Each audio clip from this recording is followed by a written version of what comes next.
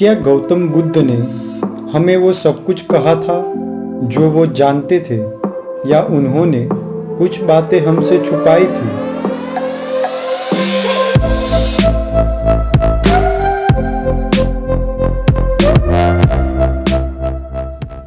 एक खूबसूरत सुबह गौतम बुद्ध और आनंद एक वन से गुजर रहे थे। वो पानखर ऋतु थी, जब पत्ते पेड़ से गिर जाते हैं। पेड़ों पे बहुत ही कम पत्ते बचे थे। सभी पत्ते जमीन पे गिरे हुए थे।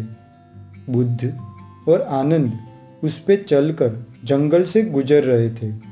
तब आनंद ने सोचा, यही समय श्रेष्ठ है जब आसपास कोई भी नहीं, गौतम बुद्ध से प्रश्न पूछ लूं।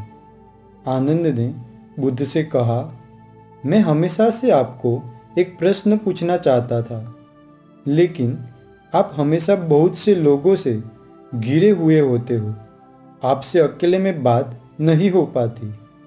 बुद्ध, क्या आपने हमें सब कुछ बता दिया है जो आप जानते हो, या आपने कुछ हमसे अभी तक नहीं कहा है?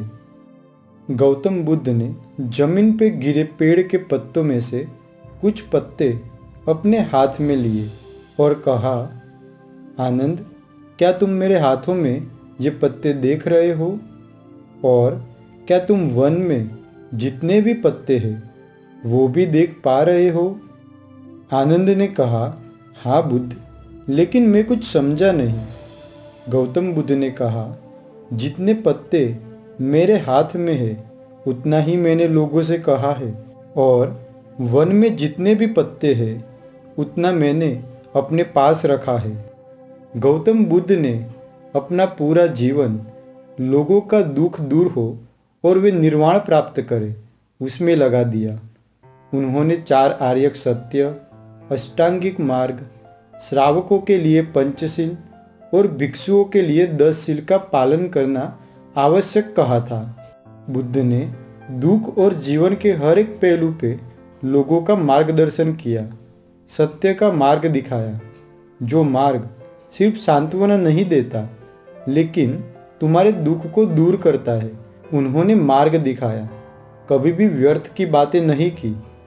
एक बार एक भिक्षु ने बुद्ध से पूछा, भगवंत, मृत्यु के बाद क्या होता है? मृत्यु के बाद मेरा क्या होगा?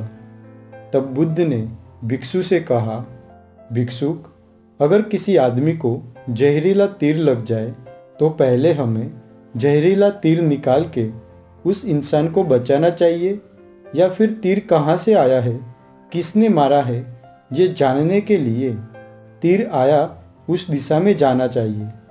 भिक्षुक ने कहा, भगवंत, अवश्य हमें सबसे पहले जहरीले तीर को निकालकर उस इंसान को बचाने का प्रयास करना चाहिए। तीर का निशाना लगाने वाले इंसान को खोजने के लिए हमारा समय व्यर्थ नहीं करना चाहिए, वरना हम जहरीले तीर लगे इंसान को बचा नहीं पाएंगे। बुद्ध ने कहा, बिल्कुल सही। तो बताओ, पहले लोगों के दुख का निवारण किया जाए या मृत्यु के बाद क्या होता है इस बात को बताया जाए? वो भिक्षुक बात को समझ गया। बुद्ध ने हमेशा जो बात सबसे ज़्यादा जरूरी है उसके बारे में ही बात की।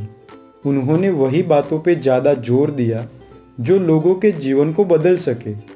जैसे कि फर्स्ट स्टैंडर्ड में पढ़ने वाले बच्चे को 10th स्टैंडर्ड का मैथ्स का सम सिखाया जाए तो वो छोटा बच्चा 10th स्टैंडर्ड के मैथ्स को समझ नहीं पाएगा, बल्कि वो तो अपने फर्स्ट स्टैंडर्ड में जो भी जानने योग्य सब्जेक्ट है वो भी सीख नहीं पाएगा। कई लोगों के कमेंट्स और इंस्टाग्राम पे मैसेजेस आते हैं कि हमें ध्यान करना सीखना है। उन्हें बेसिक मेडिटेशन के बारे में बताने के बाद वह कुंडलिनी और चक्रों के जागृत करने की बात करते हैं। जब मैं ये कहता हूँ कि पहले ध्यान की शुरुआत करो, ध्यान को समझो, ध्यान में आगे बढ़ो। कुंडलिनी और चक्र जिसके बारे में अभी कोई अनुभव नहीं है उसके बारे में मत सोचो और बात भी मत करो। वो सब जो अनुभव में नहीं है, फिलहाल वो आपके लिए झूठ से ज़्यादा कुछ भी नहीं, तब बहुत से लोगों के बिलीफ सिस्टम को ठेस पहुंचती है। और मैं यही चाहता हूँ कि आपके सारे बिलीफ्स टूट के बिखर जाए। ना ही ये प्रश्न करो कि ध्यान से हमें क्या सुपरनेचुरल पावर मिलेगी। आप ध्यान में कहाँ तक पहुँचे, ध्यान की गहराई में कैसा होता है, आपको क्या अनुभव हुआ है, ये सारी की सारी व्यर्थ की बातें हैं जो तुम्हें कहीं नहीं ले जाएगी। बस इंटरटेनमेंट या मनोरंजन के लिए ये बातें सुनना अच्छा लगता है। हम सुनते हैं लोग कैसे इनलाइटन हुए, कैसे अपने चक्र को जागृत किया, कुंडलिनी की शक्ति ऊपर की ओर आती है और कैसा कैसा एक्सपीरियंस होता है। ये सब सुनकर मन को बहलाते हैं, लेकिन खुद कोई भी ठोस कदम नहीं उठाते हैं। इसी कारण गौतम बुद्ध ने हमेशा उतनी ही बात की जो लोग समझ सके और आगे बढ़ सके। उन्हें लोगों का मनोरंजन करने में कोई रस नहीं था। उन्होंने मार्ग दिखाया और कहा, ये मार्ग है, इस पे चलो। इस मार्ग पे दो ही गलती हो सकती है, या तो कोई इस मार्ग पे चले ही ना, या इस मार्ग को पूरा तय ना करे। और कोई भी गलती इस मार्ग पे नहीं हो सकती। उन्होंने पंचशील दिया, अष्टांगिक मार्ग दिखाया और विपश्यना ध्यान करने को कहा। बस मार्ग पे आगे बढ़ो। अगर कुंडलिनी और चक्रों के जागृत होने जैसी कोई बात है तो वो आपके साथ भी घटित होगी। अगर बीज बोओगे तो पानी, हवा, पोषक तत्व और सूर्य प्रकाश दोगे तो वो बीज पौधा जरूर बनेगा। तुम्हें कुछ भी करने की ज़रूरत नहीं है, अपने आप होगा सब कुछ। यही तो प्रकृति की खूबसूरती है। आप जैसे जैसे अपने मन को शांत होने दोगे, पंचशील का पालन करोगे, निरंतर विपश्यना ध्यान करोगे, तो वो बीज जो आपके भीतर आपके जन्म के साथ बोया गया है वो पौधा जरूर बनेगा और उस पर खूबसूरत फूल भी जरूर आएंगे। आपको बस बुनियादी बातों पे ध्यान देना है, ना कि फूल पे ध्यान देना है।